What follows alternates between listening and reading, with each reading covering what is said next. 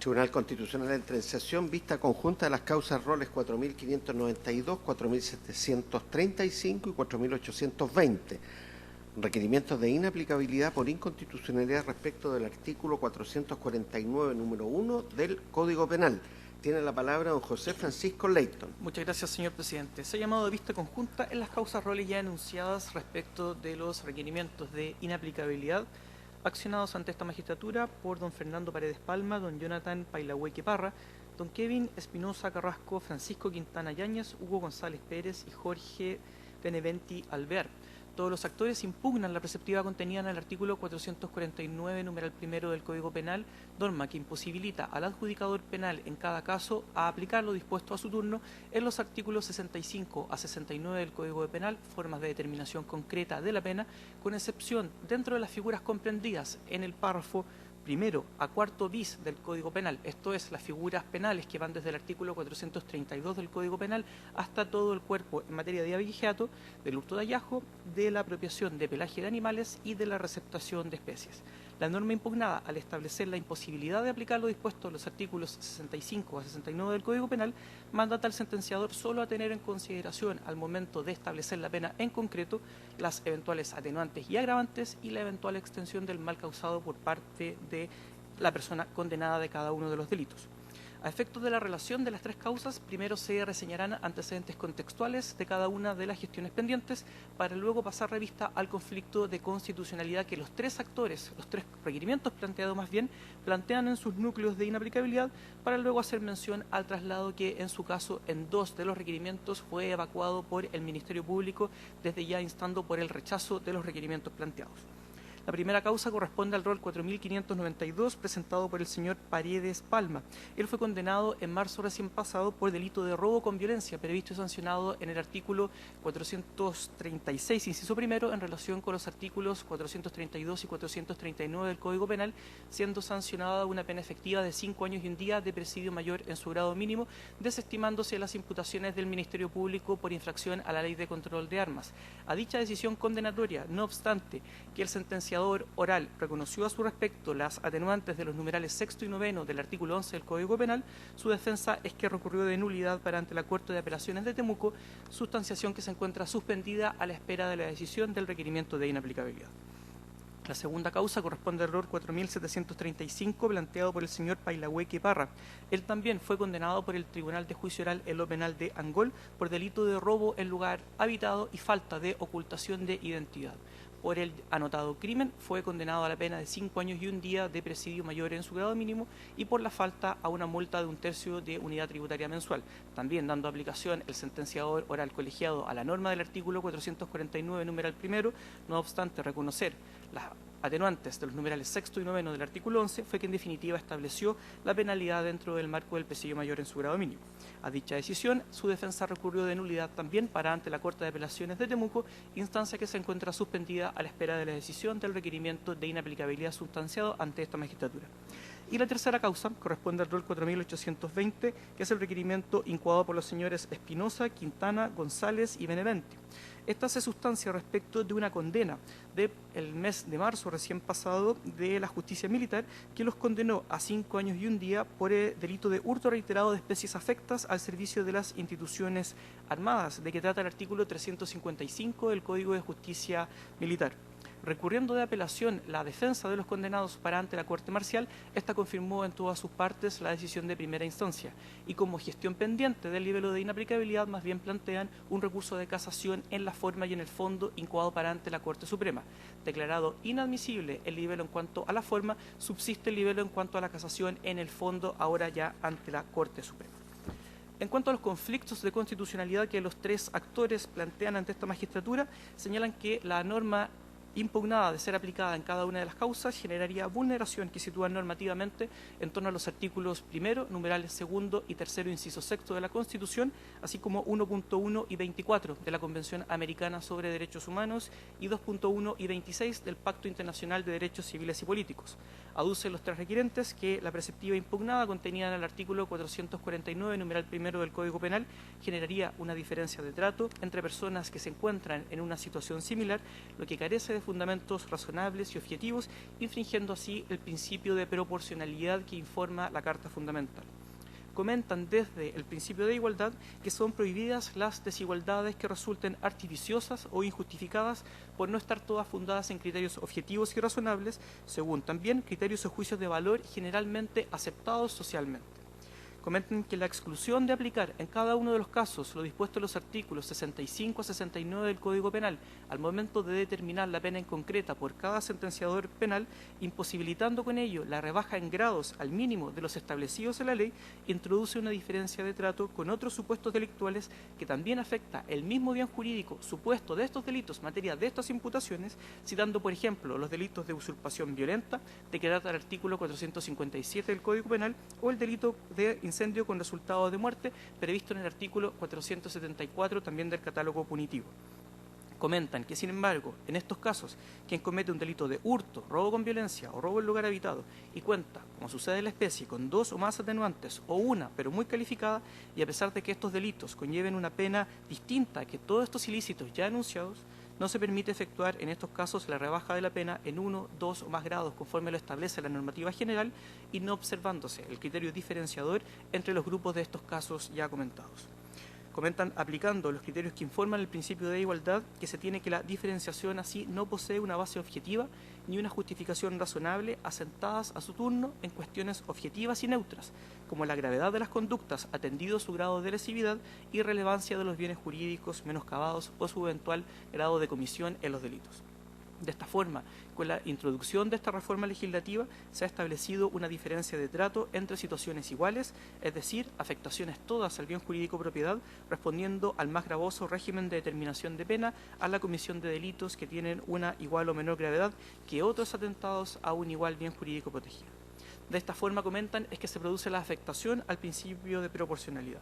Si bien la norma que se impugna es idónea para alcanzar un fin legítimo, como asegurar el fin preventivo general de las sanciones para determinados delitos, como la propiedad, ello no ocurre con el resto de los subprincipios que informan a su turno el principio de proporcionalidad. Por ejemplo, el subprincipio de necesidad. Comentan los actores que la desproporción entre fin y medios puede dar lugar a un enjuiciamiento desde la perspectiva constitucional cuando la falta de proporción implica un sacrificio que es excesivo de los derechos que la propia Constitución garantiza, lo que en el ámbito penal puede analizarse tanto desde el delito como la consecuente sanción establecida respecto de la determinación de un ilícito. Así, la norma es desproporcionada por ser innecesaria, dado que el ordenamiento contempla otro mecanismo de determinación de pena que es eficaz para alcanzar sus fines y con menor gravosidad. Esto es, la aplicación como regla general de lo establecido en los artículos 65 a 69 del Código Penal, todos suficientes para cautelar las finalidades preventivas generales y especiales e incluso retributivas de las penas, lo que queda manifiesto en el análisis de los graves ilícitos que posibilitan rebajas bajo su marco mínimo, como por ejemplo la violación con homicidio de que trata el artículo 372 bis del Código Penal. Luego también, en cuanto al subprincipio de la proporcionalidad en sentido estricto, este también es vulnerado. Si bien la relación de proporción que debe guardar un comportamiento penalmente típico con la sanción que se le asigna es fruto de un análisis político, criminal y técnico que solo al legislador correspondería hacer, esto no puede hacer en un juicio de oportunidad traspasar los límites constitucionales. Uno de los criterios que permiten efectuar este contraste es el bien jurídico protegido. Las penas más graves han de ser reservadas, señalan los actores, para aquellos tipos penales a través de los cuales se pretende proteger los bienes más jurídicos más importantes para el desarrollo de la vida en sociedad. La infracción al bien de proporcionalidad resulta patente, pues delitos que protegen bienes jurídicos de mayor relevancia como la propiedad tienen asignado un sistema de determinación de pena mucho más flexible, como ocurre, por ejemplo, analizando el parricidio, el homicidio calificado, la violación con homicidio, entre otros, cuestión que ya fuera advertida por la Corte Suprema al momento de informar durante la tramitación legislativa de la reforma que introdujo el artículo 449, numeral primero al Código Penal. Unido a lo expuesto, señalan los actores que la norma resulta desproporcionada por cuanto afecta el margen de arbitrio judicial en la individualización de la pena.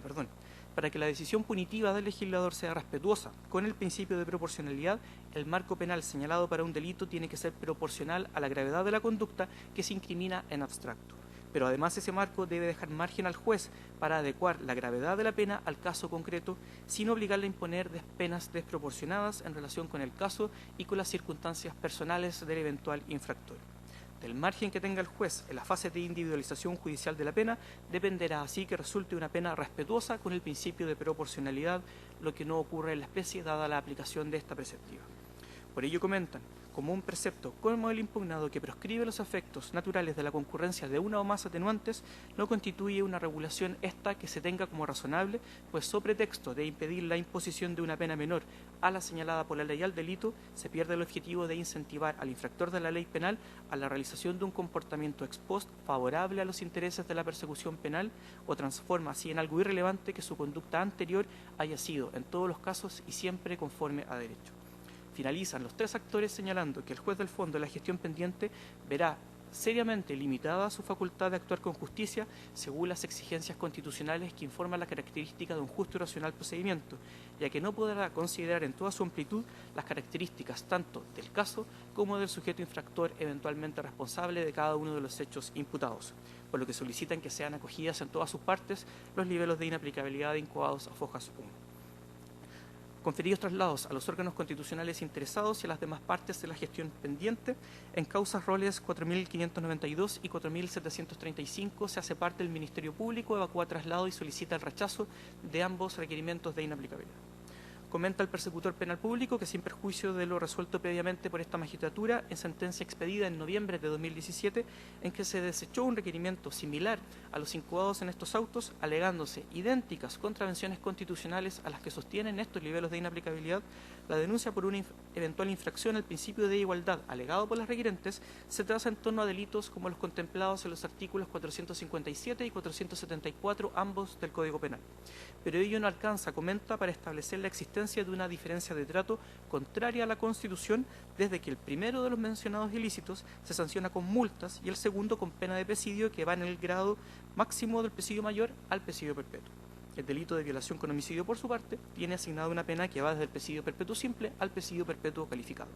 Lo anterior en contraste con ilícitos, como los que son enjuiciados los requerentes, que tienen penas todas que oscilan en diversos grados del presidio.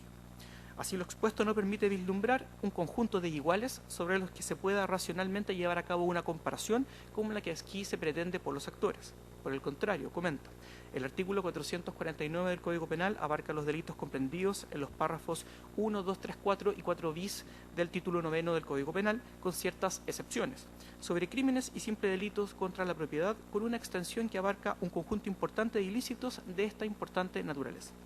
La regla cuestionada ha sido también recogida por delitos de la Ley de Tránsito y en el artículo 17b, inciso segundo, de la Ley de Control de Armas para un conjunto de conductas típicas consagradas en estos cuerpos normativos, teniendo en consideración diversas sentencias de este tribunal en que, a vía ejemplar, se ha desechado la impugnación al artículo 17b, inciso segundo, de la Ley de Control de Armas.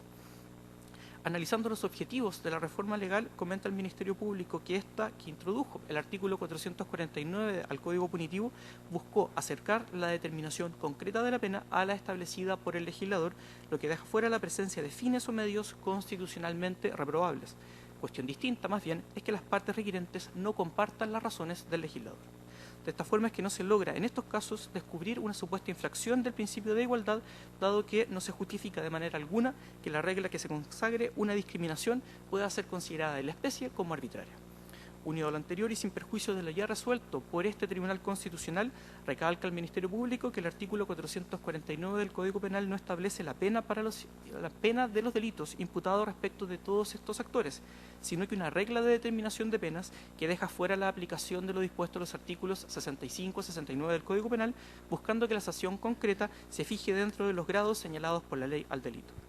Y luego, en el margen de un examen de proporcionalidad, el hecho que se afirme que la regla más bien restringe el marco penal y no la individualización de la pena, o bien que la regla toca un aspecto acotado del proceso de determinación concreta de la sanción, ambas cuestiones predicables también respecto del artículo 449 del Código Penal excluyen todas la crítica por una supuesta infracción al principio de proporcionalidad en sentido estricto.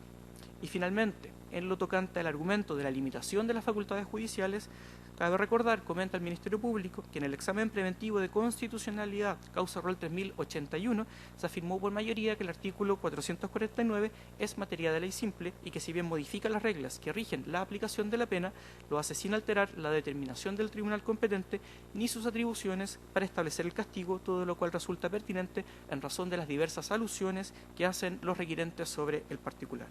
La determinación de delitos y penas es una labor que la Carta Fundamental pone en la ley, cuyo ejercicio está sujeto a diversas limitaciones que la misma Constitución a su turno ha consagrado, de suerte que son los organismos legisladores los encargados de establecer la pena asociada a cada ilícito, lo que además es una garantía que consagra a su turno el artículo 19, numeral 3 de la Constitución. Por todo lo anterior, solicita que ambos libelos sean rechazados en todas sus partes. Concluyo señalando, señor presidente, que traído los autos en relación, se han anotado en forma todas las partes de los 3 expedientes constitucionales para alegar.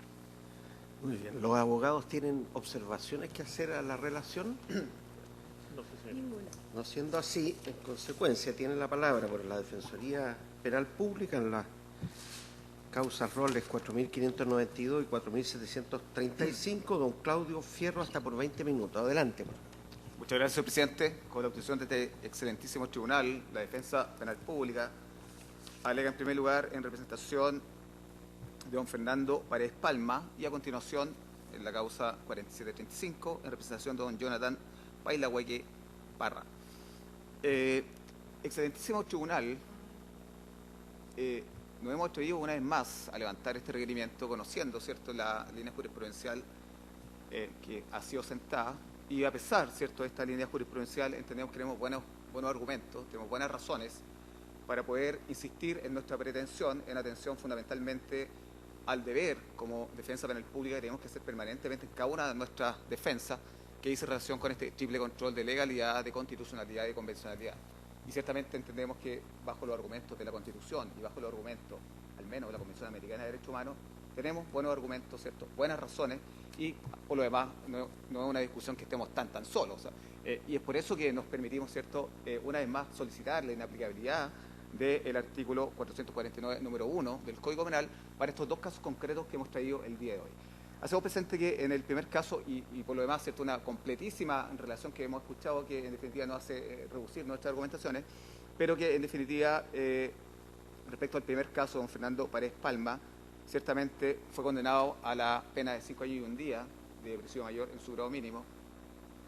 pero el tribunal igualmente le reconoce las circunstancias relevantes del artículo 11, número 6 y artículo 11, número 9 del Código Penal. Respecto al señor Pailahueque Parra,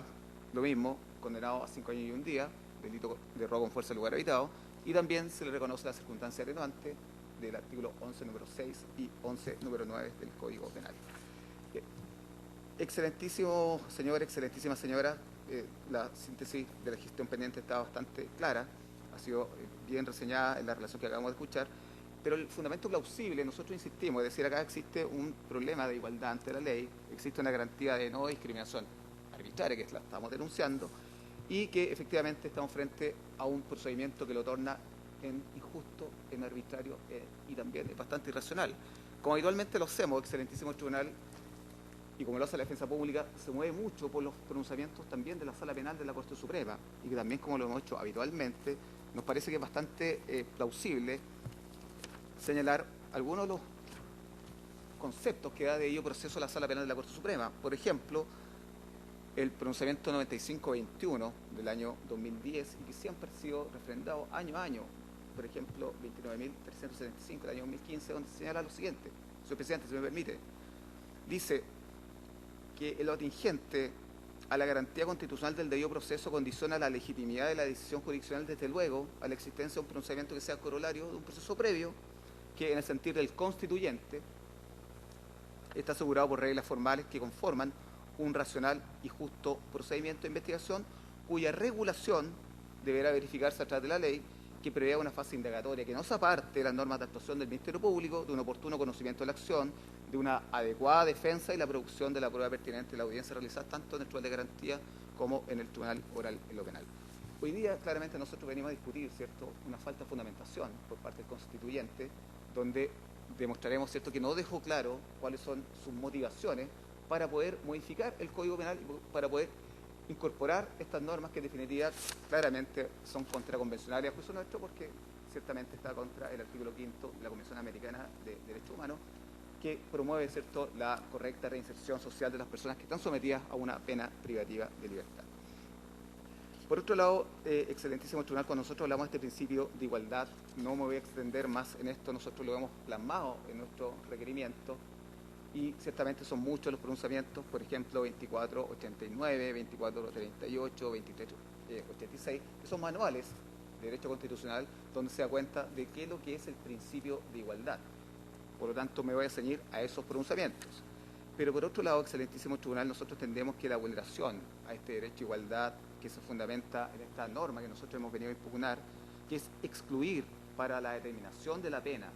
que es lo que se escuchaba en la relación, ¿cierto?, esta limitación que nosotros hemos denunciado de este margen de acción del tribunal de fondo a efecto de poder arribar a una pena justa. Y es por eso que nos arrimamos a estos conceptos que da la Sala Penal de la Corte Suprema para entender que lo que es un debido proceso, un racional y justo proceso. Ciertamente acá existe una limitación absoluta a este margen de acción que tiene el Tribunal de Fondo para arribar a esta pena justa en consideración a este ejercicio legal de la aplicación de la pena en torno a poder ponderar las circunstancias atenuantes y agravantes de responsabilidad penal. Por lo tanto, entendemos que esta inobservancia de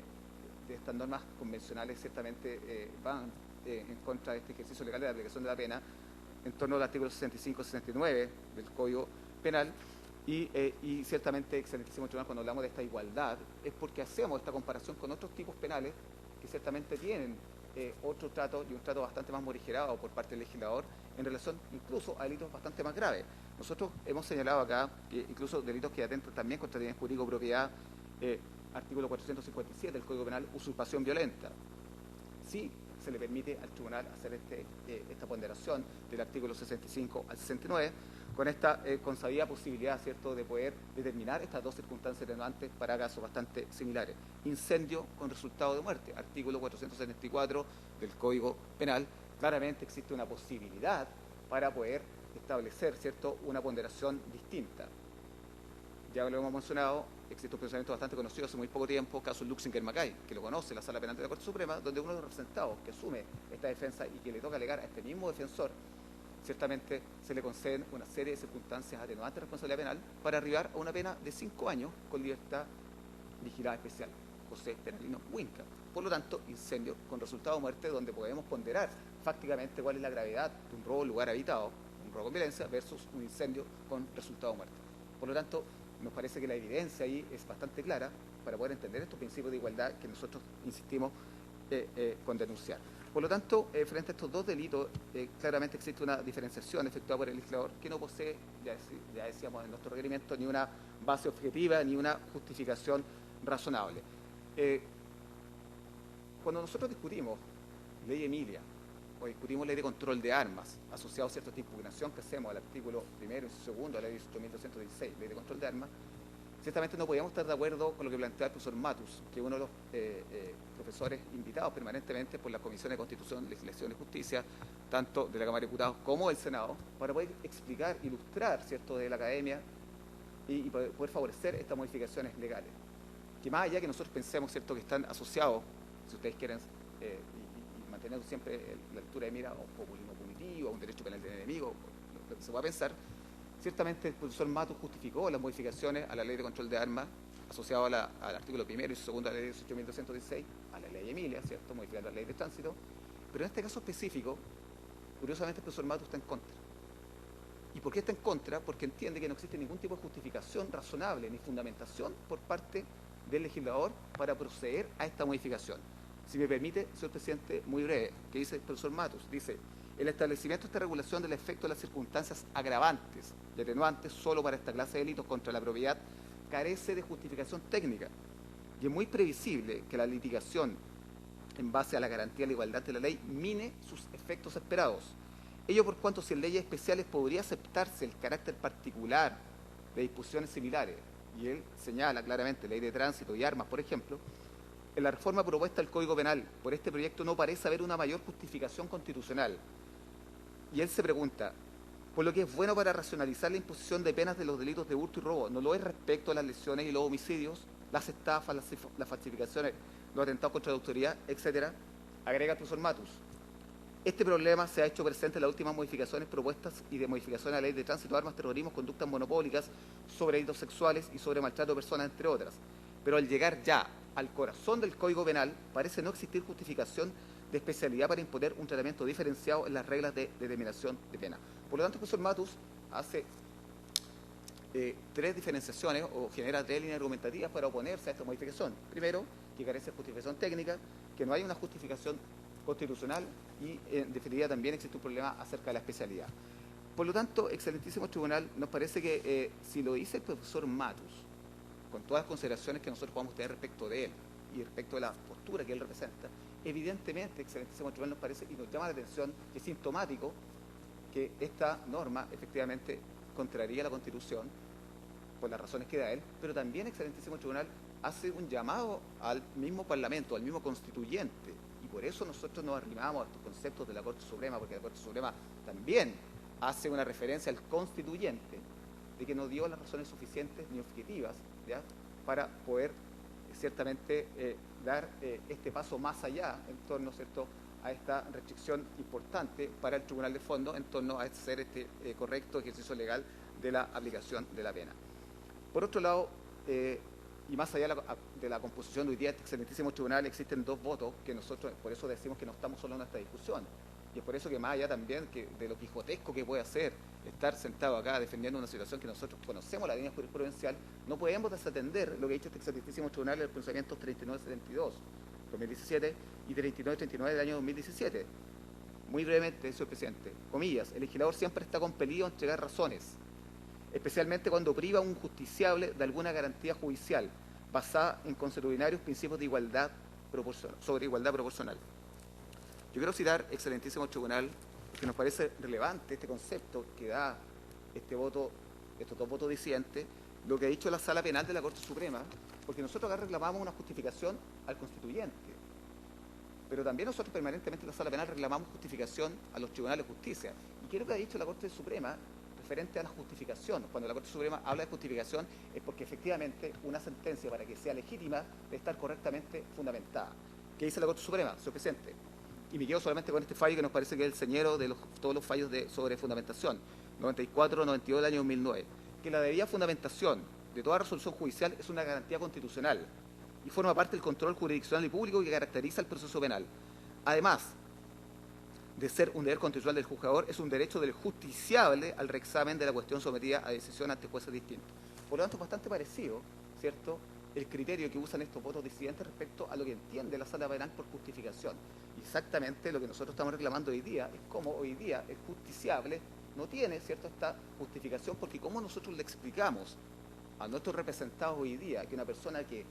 participa en un hecho tan grave como el caso de Luxinger Macay tiene posibilidad de someterse a una pena sustitutiva de la ley 8.216 frente a este señor que comete un robo en violencia, un robo en lugar habitado, y no tiene ninguna posibilidad teniendo las mismas circunstancias morigeradoras de responsabilidad penal. Por lo tanto, esa justificación nosotros no se la podemos dar razonablemente a nuestros diputados, por más precarios, ¿cierto?,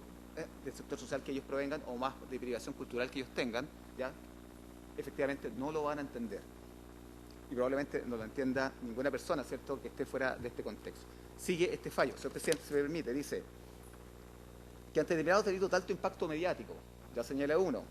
envuelve el riesgo de politizar la materia o cuando menos de dar tratamiento desigual a delitos sustancialmente iguales. Todos los actos punibles por pertenecer al género de los delitos independientemente de sus diferencias específicas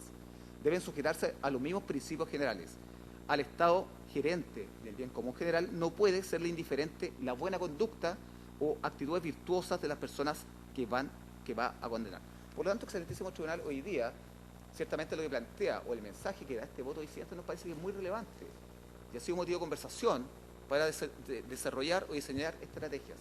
¿De qué vale hoy día darle contenido a un procedimiento abreviado, donde se le ahorra mucho gasto al Estado versus un juicio oral, si una de las motivaciones para los imputados o las imputadas de ir a un procedimiento abreviado es acogerse a las circunstancias relevantes del artículo 11, número 9, que promueve, ¿cierto?, el artículo 407 del Código Procesal Penal? Es decir, colaborar sustancialmente con la investigación. No tiene ninguna motivación. Por lo tanto,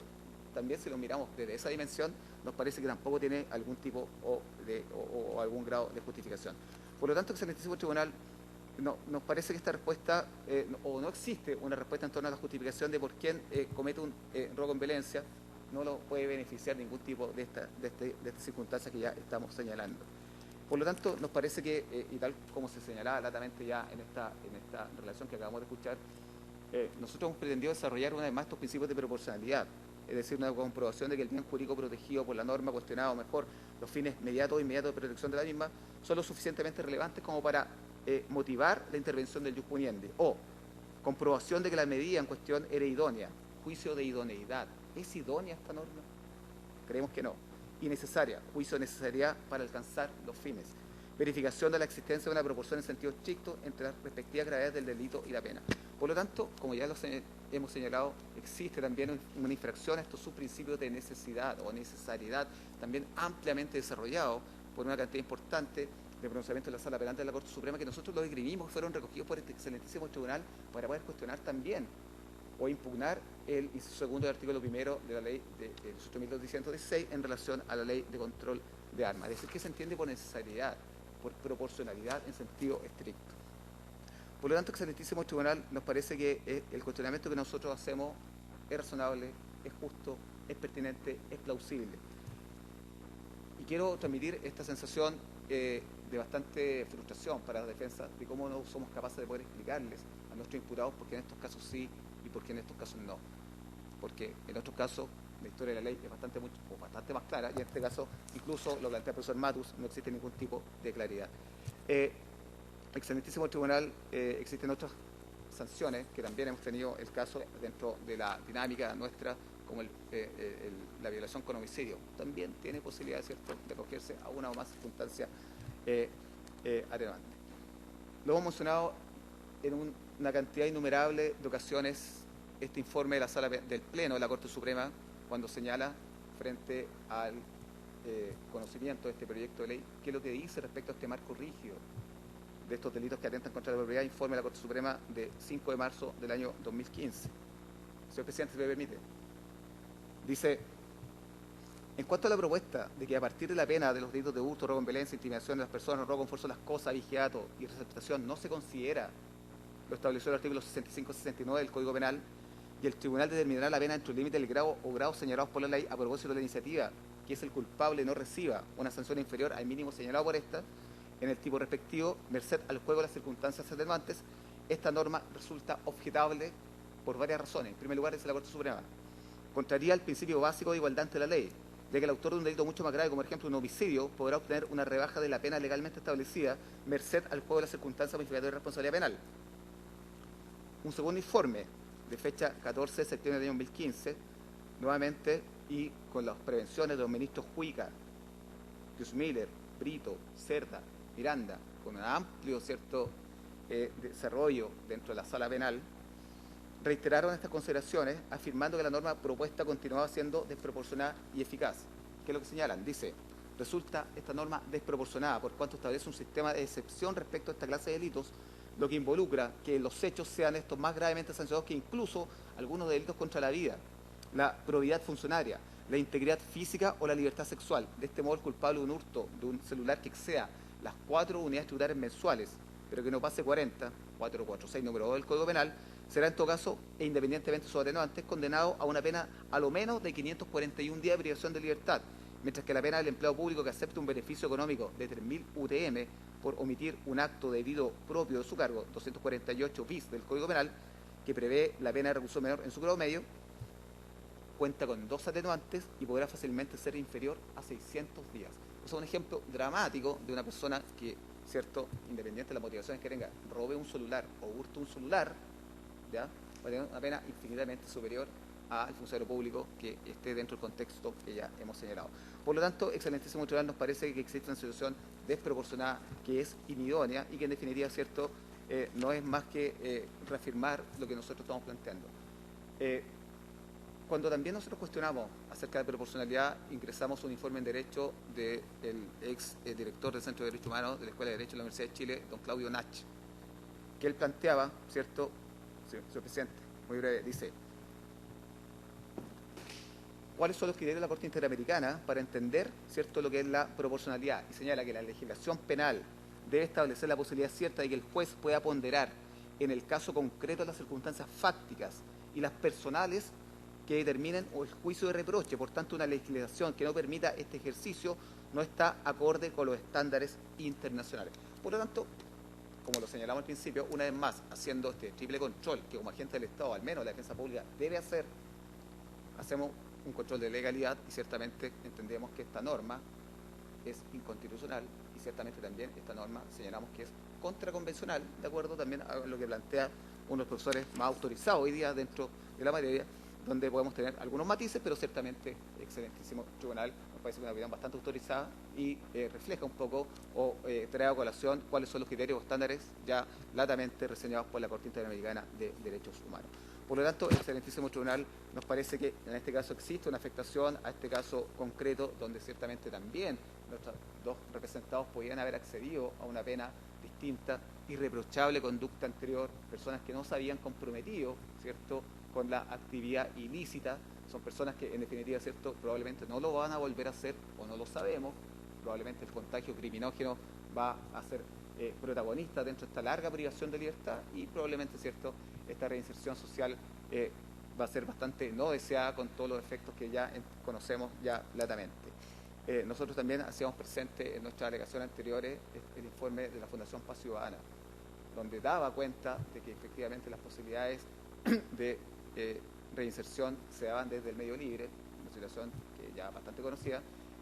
versus los riesgos que tenía la privación de libertad en torno a la reincidencia. Personas que están dentro del contexto de medio libre no reincidirían mayormente como sí lo hacen las personas que tienen una larga privación de libertad con ocasión de estas altas penas donde no se les reconoce estas compensaciones que establece el artículo 11 número 6 y 11 número 9 del Código Penal. Es por todo aquello, excelentísima señora, excelentísimos señores, que una vez más la Defensa Penal Pública solicita en estos dos casos se acoge este requerimiento por inconstitucionalidad y para el caso concreto no se aplique el artículo 449 número 1 del Código Penal. Eso es todo, señor presidente. Muchas gracias. Gracias a usted. Enseguida, por los requirentes en la causa ROL 4820, tiene la palabra doña María José Scaf, hasta por 20 minutos también. Muchas gracias, excelentísimo tribunal. Bien, alego en esta causa en representación de mis defendidos, Kevin Espinosa, Francisco Quintana, Hugo González y Jorge Ignacio Beneventi Alvear, solicitando que para el caso, en este caso en particular, no se declare inaplicable por inconstitucional el artículo 449 número 1 del Código Penal en base a los argumentos que esbozaré a continuación. Por un tema de economía procesal daré por reproducido cada uno de los argumentos vertidos en el escrito requerimiento presentado ante este tribunal. Además adhiero absolutamente a lo alegado en este estrado por el señor defensor penal público con respecto a sus requerimientos de inaplicabilidad por constitucional. Por lo tanto, me abocaré a analizar el caso particular de mi defendido, en particular cómo esta norma del artículo 449 número 1 del Código Penal infringe principios básicos contenidos en tratados internacionales suscritos por Chile, como son la igualdad ante la ley, el principio de proporcionalidad y además por nuestra Carta Fundamental. Pero en primer lugar esbozaré antecedentes con respecto a mis defendidos. Mis defendidos, al momento de los hechos, eran todos o aún son todos funcionarios del Ejército. Ellos fueron condenados por sentencia de 13 de marzo del presente año por el delito de hurto de especies afectas al servicio, a la pena de 5 años y 1 día de prisión mayor en su grado mínimo. El tribunal acuó para llegar a esta pena, consideró en primer lugar el valor de las especies hurtadas, lo cual lo torna en más de 400, lo sitúa dentro del rango de más de 400 UTM, por lo tanto la pena aplicable para ese delito de hurto, según la cuantía del hurtado, correspondía a prisión menor en su grado máximo, Luego, aplicando la exasperación contenida en el artículo 355 del Código de Justicia Militar por tratarse de especies afectas al servicio, lo suben un grado, quedando luego como marco penal aplicable, marco rígido, según este artículo 449 número 1 del Código Penal, en presidio mayor en su grado mínimo. Luego de establecer este marco rígido, el tribunal acuó y confirmado también por la Corte Marcial, procede a hacer un análisis de las circunstancias modificatorias de responsabilidad penal. Hago presente que en primera instancia a todos mis defendidos se les ha reconocido la circunstancia atenuante del artículo 11 número 6, es decir, irreprochable conducta anterior. Además se les reconoce la circunstancia atenuante del artículo 11 número 7, es decir, intentar reparar celosamente el mal causado por el delito. Ya hablamos del mal causado por el delito, y además se le reconoce la atenuante contenida en el artículo 11 número 9 del Código Penal, es decir, que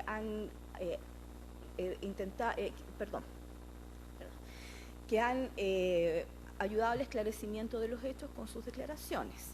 Pues bien, y además no se les considera circunstancia agravante alguna. Pues bien, en este caso en particular, aun cuando mis defendidos se les ha reconocido en su sentencia, confirmado por segunda instancia, 3 circunstancias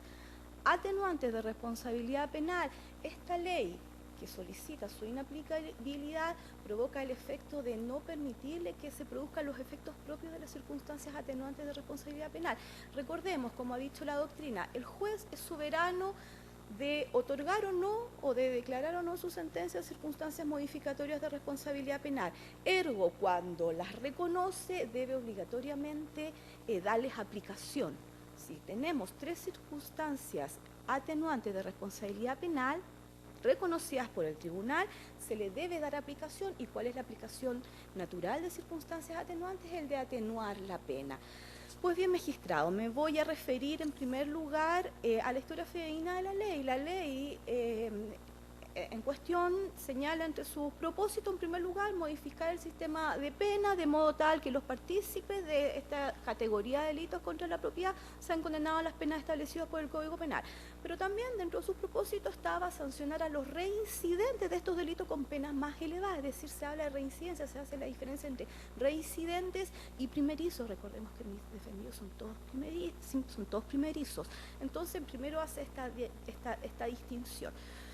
Luego, con respecto a las garantías que han sido infringidas, esto es el principio de igualdad ante la ley, reconocido como un valor constitucional y es un objetivo fundamental que debe perseguir el Estado, debe propugnar y concretar el Estado, está manifestado en estos cuerpos internacionales que acabo de mencionar y además en nuestra Carta Fundamental. Las personas nacen libres, iguales en dignidad y derecho, y además uno de los principios del valor de la igualdad ante la ley estaría el principio de no discriminación arbitraria al respecto. Y tomando en consideración la norma que se trata de declarar inaplicable para este caso en particular, no se aprecia o no existiría ninguna base objetiva ni justificación racional que permita realizar esta diferencia de trato entre personas que cometen una u otra categoría de delitos. En este caso no es la gravedad de los delitos, tampoco la modalidad de su comisión las que llevan a esta diferencia. Esta diferencia de trato entre esta categoría de delitos contra la propiedad resulta en definitiva totalmente arbitraria, no existe un motivo, tampoco el legislador da en la historia fidedigna de la ley motivos de peso que debiese dar para realizar una modificación de semejante magnitud que incide en definitiva con un desmedro de los derechos de los ajusticiados. En definitiva, magistrado, y con respecto a este mismo principio de igualdad, se establece que este principio de igualdad debe aplicarse a todas las personas por igual, pero además se debe considerar, se debe aplicar a todos los actos punibles, punibles por pertenecer al género de delitos, independientemente de sus características específicas, deben sujetarse a los mismos principios genéricos. Por lo tanto, se ve esta infracción. Con respecto al principio de proporcionalidad, muy brevemente ya se ha explicado latamente en el requerimiento, lo ha explicado latamente el colega defensor, solamente haré presente que considerando en este caso el bien jurídico protegido, tenemos que en el caso de hurto el bien jurídico protegido se trata de un delito contra la propiedad, no estamos hablando de un delito pluriofensivo, no estamos hablando estamos hablando solamente de un delito contra la propiedad. El delito de hurto, por sus características propias, tiene un menor reproche que otros delitos contra la propiedad que se han tomado en consideración para la modificación de esta ley. Por lo tanto, aquí existe una clara vulneración a este principio de proporcionalidad desde el punto de vista de este bien jurídico atacado. Un delito se considera más grave que otro según considerando, como reitero, este bien jurídico. Y continuando con el principio de proporcionalidad, también se entiende que este se ve vulnerado en el sentido de que afecta el necesario margen del tribunal para determinar la pena en el caso en concreto. Se ha argumentado para rechazar este requerimiento en otros casos que este nuevo régimen de determinación judicial de pena le da mayor libertad al tribunal para analizar las circunstancias del caso, analizar circunstancias modificatorias de responsabilidad penal, y la compensación racional le otorgaría al tribunal mayores herramientas para ponderar en el caso en particular cuál es la pena más justa. En el caso que yo estoy solicitando que no se aplique esta norma, magistrado, se aprecia claramente que esta facultad del tribunal, del juez, ha sido vedada por esta ley. ¿Por cuánto? Y según ya se estableció el marco legal, marco rígido, según el artículo 449, número 1, precio mayor usurado mínimo 5 años y un día a 10, y luego se hizo la compensación racional que le otorga el tribunal de las atenuantes y las agravantes. Tenemos 3 atenuantes, no tenemos agravantes, pero no se le permitió al tribunal rebajar la pena o darle el efecto propio de las circunstancias atenuantes que se reconocen a mis defendidos. Por lo tanto, claramente se cercena esta facultad del tribunal. Hago presente en este punto los oficios, los argumentos vertidos por la Corte Suprema en sus oficios en la tramitación de esta ley. La Corte Suprema, su apreciación establecía que esta 449 número 1 implica una interdicción judicial para aplicar el artículo 65 al 69 del Código Penal, establece que es una contradicción al principio de igualdad ante la ley, y este nuevo régimen se establece como un cercenamiento a las atribuciones concedidas a los jueces penales en estos artículos 65 a 69 del Código Penal, los que permiten graduar la magnitud de la pena según el caso en particular. En el caso en particular de mis defendidos magistrados, se ha cercenado la facultad del tribunal de darle aplicación y darle los efectos propios de estas 3 circunstancias atenuantes. Hago presente en este sentido. Una de las circunstancias atenuantes reconocidas a mi defendido es el de la del 11.9, del artículo 11, número 7 del Código Penal, esto es intentar reparar celosamente el mal causado por el delito. Por lo tanto, al reconocer esta atenuante, ya se está reconociendo la menor extensión del mal causado por el delito. El tribunal acuo, confirmado por el Tribunal de Segunda Instancia, al hacer esta compensación racional de atenuantes, establece que se compensa con el mal causado por el delito. Esa es la compensación que él hace. No obstante, existe contradicción porque reconoce como atenuante intentar reparar con celo el mal causado por el delito y limita en ese sentido al tribunal. Indebidamente el ejercicio de la potestad del tribunal. Si bien este excelentísimo tribunal ha rechazado en situaciones anteriores esta solicitud de inaplicabilidad, se han tratado de escenarios distintos. Se ha alegado con respecto a delitos como por ejemplo delito de robo por intimidación o robo por violencia, cuyo reproche es más elevado, es un delito pluriofensivo y todo lo que conlleva un delito de robo con intimidación o robo con violencia. En el caso en particular estamos hablando de un delito de hurto con 3 circunstancias atenuantes no agravantes, cuya pena asignada por el tribunal aplicando esta modificación a la ley queda en 5 años y 1 día. Hago presente, además, que mis defendidos se mantuvieron en prisión preventiva desde el mes de agosto del año 2017, estuvieron 1 año en prisión preventiva. En agosto de este año, una vez que ya estaba en tramitación el presente requerimiento, esta defensora, mediante un recurso amparo ante la Corte Marcial, logró su libertad. Y aquí voy a detenerme con respecto al fin resocializador que debe tener la pena, y esto en consonancia también con tratados internacionales. Mis defendidos, luego de estar 1 año en prisión preventiva, salieron en libertad en agosto de este año. 2 de ellos regresaron al ejército, se encuentran en servicio activo, los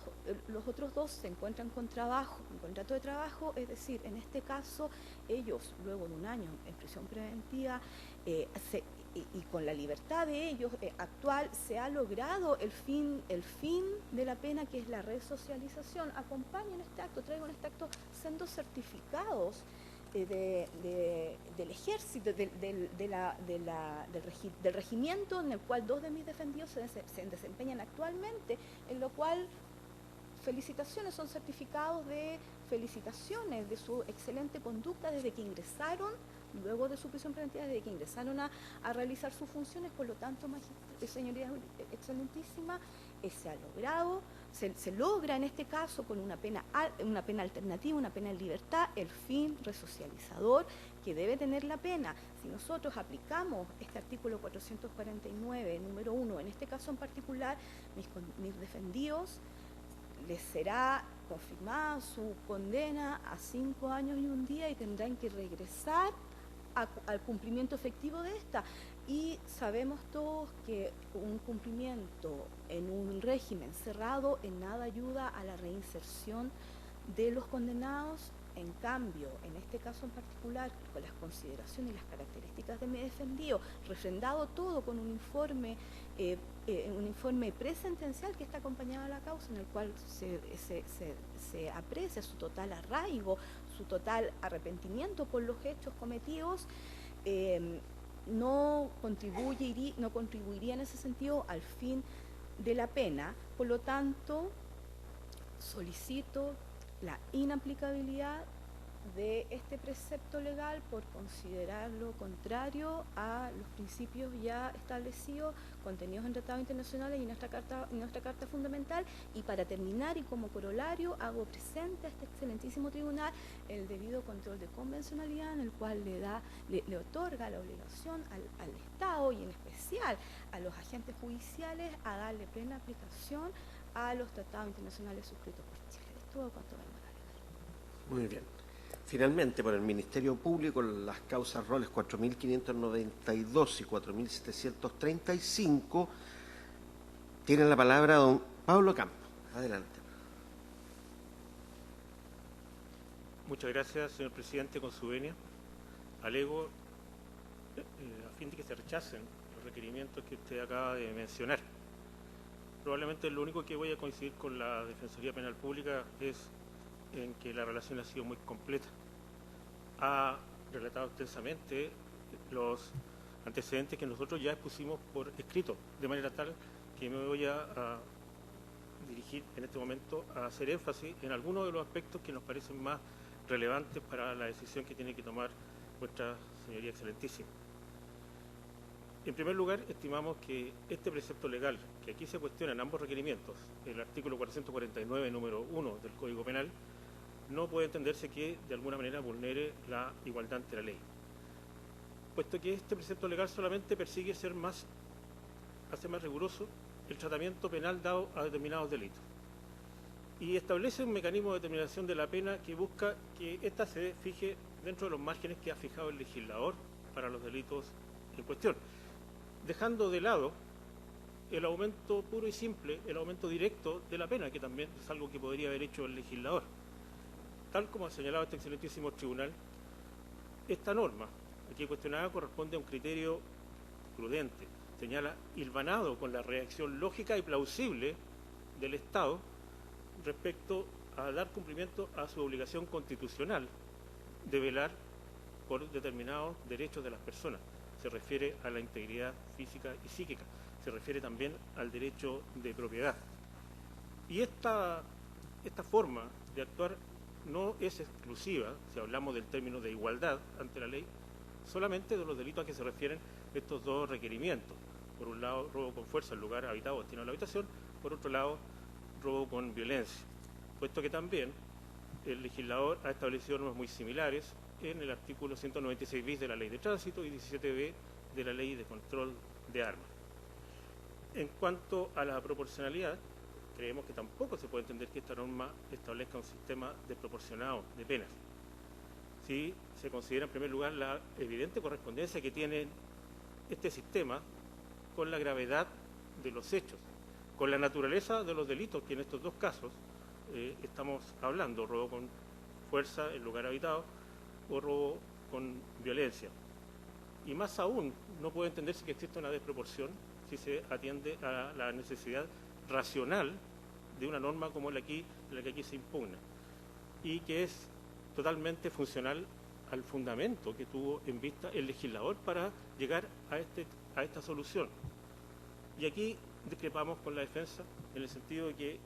el fundamento ha quedado claro y establecido en la historia de la ley. Basta, en principio, con ver el mensaje del Ejecutivo, donde se hace referencia, por ejemplo, a la connotación social de este tipo de delitos contra la propiedad, al alza de la cantidad de delitos cometidos en este rubro. ¿Cómo impacta ello en la percepción de inseguridad ciudadana? Y todo esto en el mensaje respaldado con datos estadísticos que son irrefutables y que son evidentes y además muy contundentes. Y en todo eso no me refiero al resto de los argumentos y fundamentos que quedaron plasmados a lo largo de la tramitación de este proyecto en ambas cámaras y que contan en la acta respectiva y que dan cuenta de la historia del establecimiento de la Ley 20.931. Al contrario de lo que opina la defensa, creemos que en este aspecto la historia de la ley es muy clara. Y otra cosa distinta es que no la compartan o no quieran verlo de esa manera. No puedo tampoco dejar de hacer cargo de que es imposible e improcedente pretender exigir al legislador el mismo grado de fundamento que requiere una resolución judicial y pretender que se le apliquen estas reglas que se establecen tanto en el Código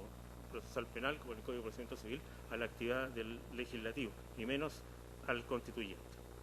En cuanto al reclamo que tiene que ver con una supuesta disminución de las facultades judiciales al momento de determinar las penas, hago ver que normalmente todos los jueces fijan las penas concretas bajo una serie de parámetros que están previamente definidos por el legislador. Y para ello uno puede observar que tienen desde amplios marcos penales hasta penas únicas y hasta penas indivisibles.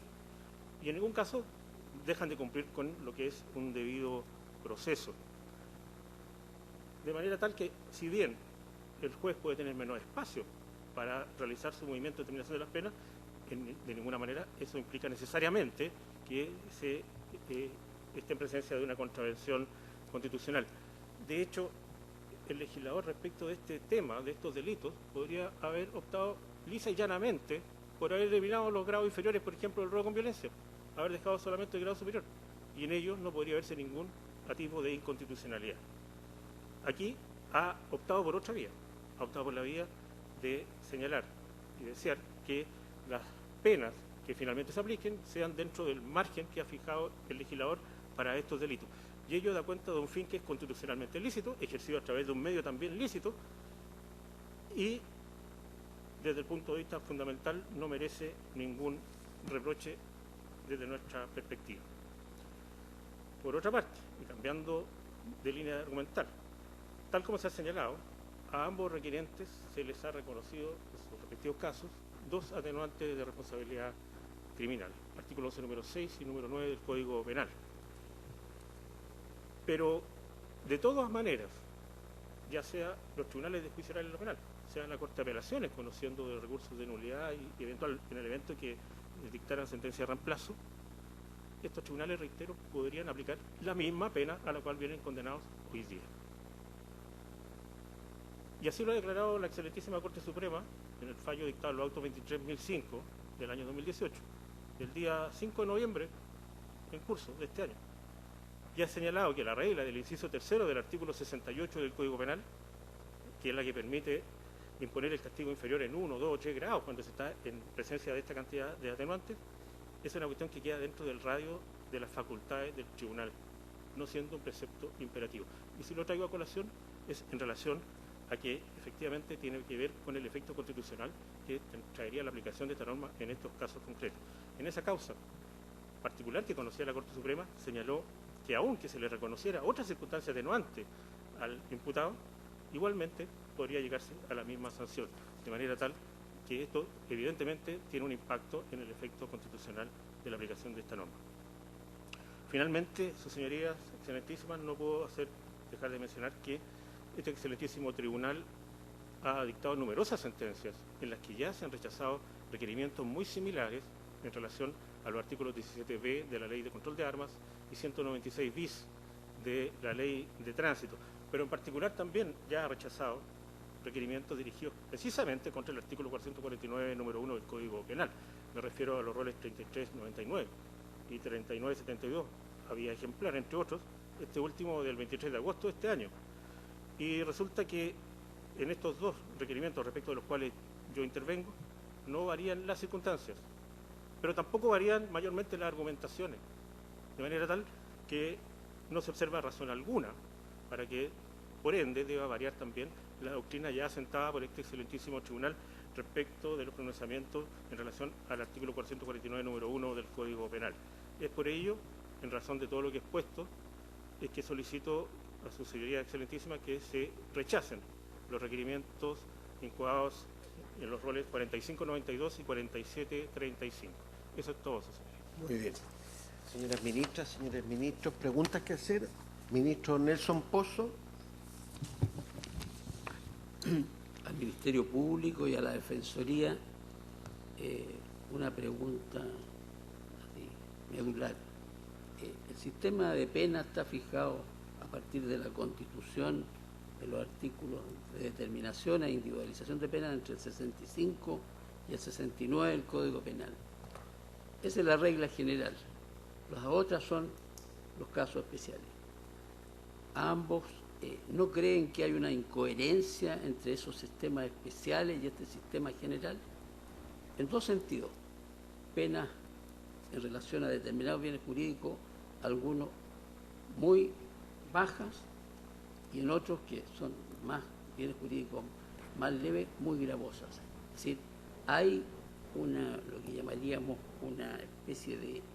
coherencia en este sistema de pena. Y segundo, esa idea de que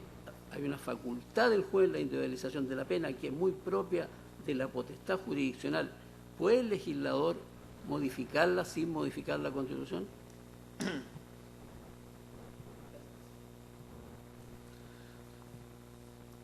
Ministerio Público y la Defensoría Penal tienen la palabra. ¿Quién primero? El Ministerio Público desea contestar primero. Adelante. No, la verdad es que no logro apreciar que haya una incoherencia en la manera en que el legislador le da o intenta darle más severidad al tratamiento penal de una figura determinada, tratando de hacer excluir el régimen de circunstancias modificatorias. Es una de las vías que de ninguna manera entiendo que se opone a la Carta Fundamental, que ni en el artículo 19, número 7, ni en el artículo 63, cuando trata las materias de ley, entra a definir con tanta precisión cuál es el marco que tiene el legislador para estos efectos cuando se trata de dirigir una nueva legislación. En cuanto a la primera pregunta, probablemente si existe algún grado de variabilidad o de normas que se puedan entender que se contraponen,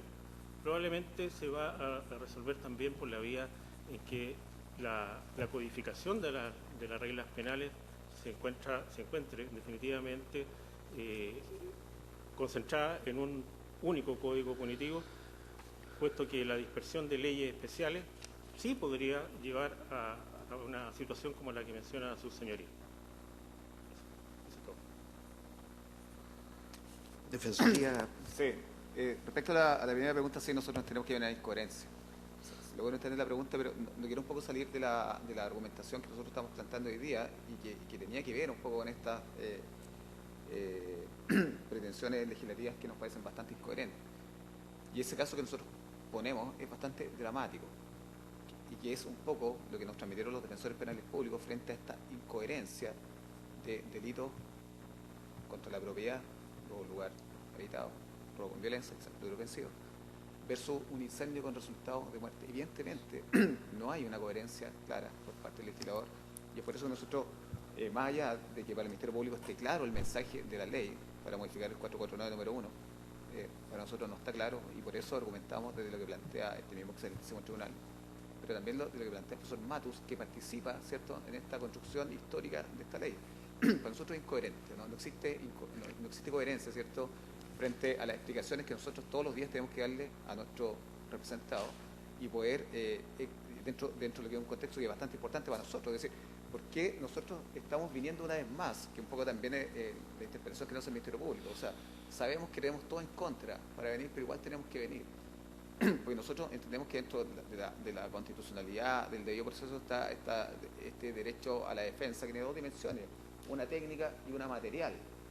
Y nosotros tenemos que explicarle a nuestros representados que efectivamente dentro de este contexto de defensa material tenemos una última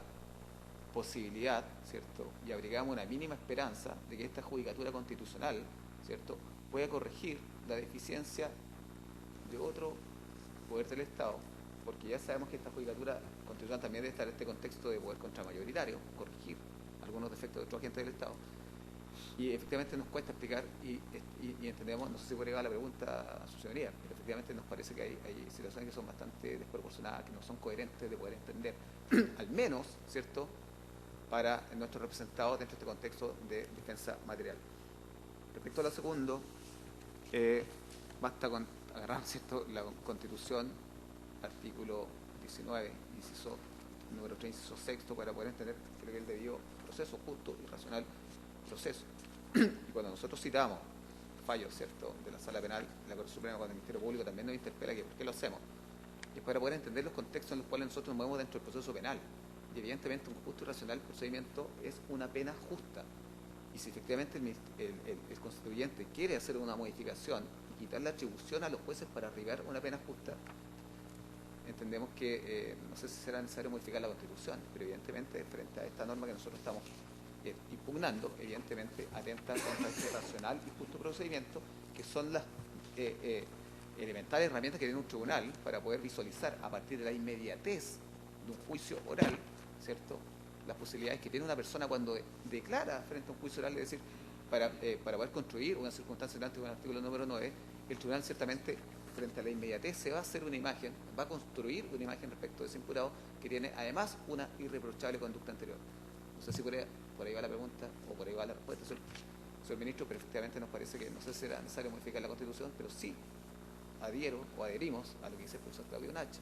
que es contraconvencional la norma, adherimos a lo que plantea el profesor Matus, que no tiene ninguna justificación técnica ni especialidad. Y probablemente no sé si estamos frente a un contexto de populismo punitivo o como dice el profesor Mañalich, ¿cierto?, esta construcción en torno a lo que es el derecho penal del enemigo asociado, ¿cierto?, a la Constitución, en las dos manifestaciones que tiene. Ministro don Cristian Letelier. El Ministerio Público y a la Defensoría. Uno de los elementos que establece la norma impugnada es que le obliga al juez a fundamentar la extensión del mal causado. Entonces, dos preguntas al respecto. Primero, desde el punto de vista de la perspectiva constitucional, si ustedes consideran que eso es más beneficioso o más perjudicial al imputado.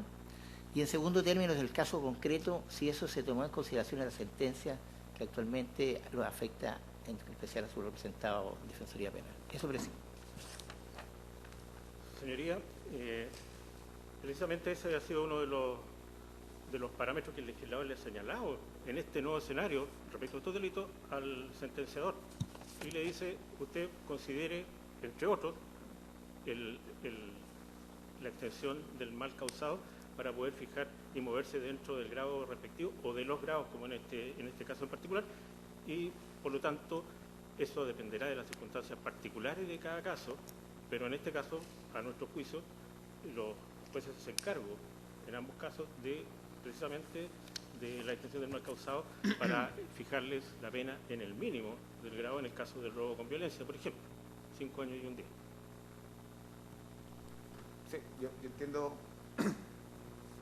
la pregunta, señor ministro. Evidentemente, no sé si es muy vinculante al caso nuestro, o sea, más allá de que los jueces puedan ponderar, ¿cierto?, la extensión del mal causado, aquí también por única vez comparto lo que dice el Ministerio Público, se tuvo en consideración y se aplicó el mínimo, los 5 años y 1 día, pero yo creo que los jueces no aplicaron más porque están conscientes, ¿ya?, de que si no hubiesen tenido esta cortapisa, el 449 número 1, hubiesen claramente aplicado una pena inferior. No tengo ninguna duda de que así hubiese sido. Tenemos un caso, bueno, esto voy terminando, no recuerdo el rol, de una imputada que este excelentísimo tribunal acogió por 6 votos contra un requerimiento donde nos impugnamos también en el segundo del artículo primero de la ley 1216 de una mujer que se defiende de una agresión sexual, probablemente se acuerdan, donde el Ministerio Público le pedía 10 años y 1 día en la pretensión que estaba formulada la acusación. El tribunal le concedió 4 años, tenía 11 número 6, 11 número 9 y se discutió la configuración de un excelente incompleto. ¿Por qué no le aplicó los 5 años y 1 día si la extensión del mal causado dentro del delito de homicidio es inmensamente superior, ¿cierto?, al bien jurídico protegido vida? Porque claramente había que ponderar esta situación y la condenó a 4 años. El excelentísimo tribunal acoge, ¿cierto?, ese requerimiento, atendiendo las particularidades de ese caso, incluso hasta con el enfoque de género necesario que había que darle a ese caso. La Corte Suprema posteriormente después, vía acción constitucional de amparo, modifica, ¿cierto?, este error, porque la Corte de Apelaciones no atendió el pronunciamiento de este excelentísimo tribunal, Corte de Apelaciones de Valparaíso, no lo atiende, la condena sin considerar la sentencia de este excelentísimo tribunal a una pena sin pena sustitutiva, pero evidentemente a lo que quiero llegar, que la extensión del mal causado nos parece que es caso a caso, es bastante relativo, y hoy día yo creo que los jueces aplicaron el mínimo, ¿ya?, en atención, ¿cierto?, a esta imposibilidad que tienen de este impedimento de poder aplicar un correcto ejercicio legal de la aplicación de la pena en base a 2 circunstancias relevantes, con todas las consideraciones, yo me imagino, político-criminales, asociadas al contagio criminógeno que van a tener estas 2 personas, que no sabemos cómo van a salir después de esta larga privación de libertad. No habiendo más preguntas, terminada la audiencia.